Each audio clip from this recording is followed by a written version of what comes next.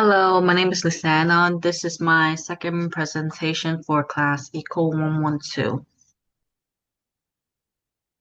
Trade deficit is when the import is greater than the export, which means a country buys more than it sells, it spends more on foreign goods and service than it earns. For example, the US imports technology products from Asian countries. To be in detail, will be electronic parts and chips from Taiwan and South Korea. For example, the Samsung from South Korea and microchips from Taiwan. And an example is mineral fuels and oils from the Middle East. Trade surplus is when the exports are greater than the imports. It's when a country sells more goods and services to other countries than it buys.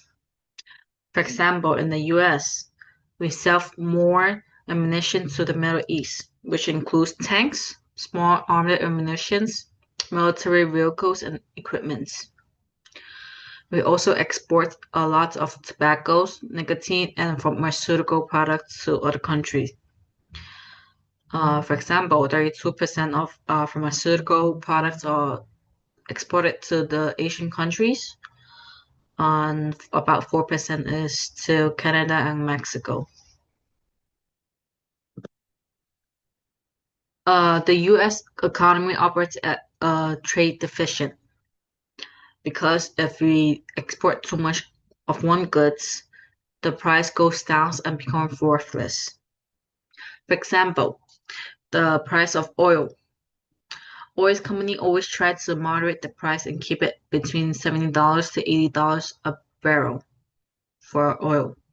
If you try to sell a lot more than what it needs, the value will drop, and oil companies will create a demand for oil.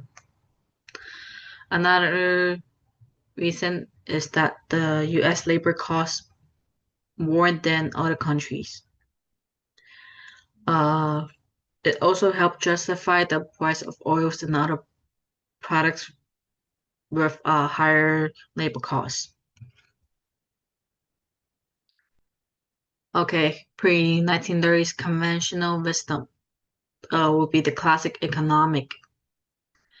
The most famous one would be the laissez-faire, which means let it be, where it's believed that the economy will fix itself and the government should not take interference. During that time, the price is usually set by companies. Then there's no government regulations. For example, the FDA and the OSHA did not exist. The working conditions is poor and there's unfair wealth distributions.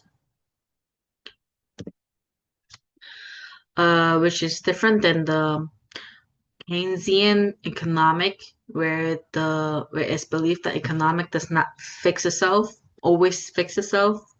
You have an aspect of microeconomics where the total spending in the economy will put impact on the outputs, employment rates, and inflations,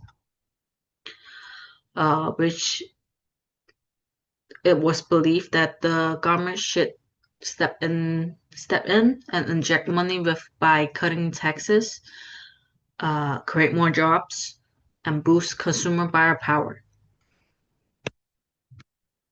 Next, monetary policy, which is focused on money supplies and interest rate, is controlled by the Federal Reserve.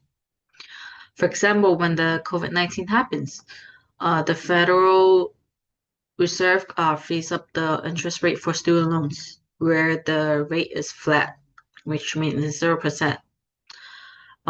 During this time, the students could spend more money on businesses like grocery and more products and other products, which it keep the money flow in the economy.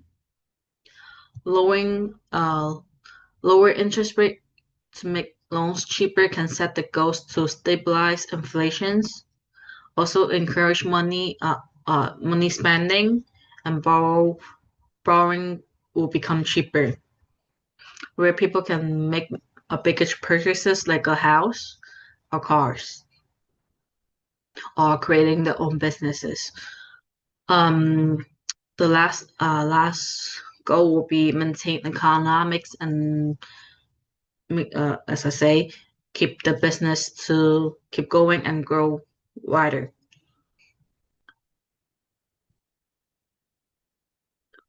Fiscal policy, which is focused on government spending and taxations, which is controlled by the Congress and President. For example, during the COVID-19, the government sent multiple rounds of direct payments, which is the check for a taxpayer, and depending on their household. I believe the government sent about like a few times of 600, 1,200, and 1,600, 600 depends on the household, as I say. And this way, it increase people to spend more on grocery and other stuff to maintain living. There's another spending that the government did during COVID-19 will be on healthcare. For example, they increased the spending on vaccine development, medical supplies, hospital, and more. The goal will be stimulate economic and keep the business alive and help the economy to recover faster and prevent a long-term recessions. Sorry. Business cycle is the pattern of rise and fall of economic growth over time, which is measured by the real GPD. With four phases: expansion, peaks, contraction, recession, and trough. The factor that affects the GPD will be consumption, investment, government spending, and net export. The lowest points in a business cycle will be the trough, which is when the economy is weak, might be caused by high employment rate, and the spending is lower, is less. The highest points in the business cycle will be peak, is when the economy is strong. Economy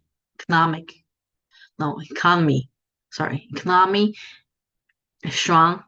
There's higher productions and everybody is spending instead of saving. Recession and expansions. Expansion is when the economy is growing and the GPD is raising.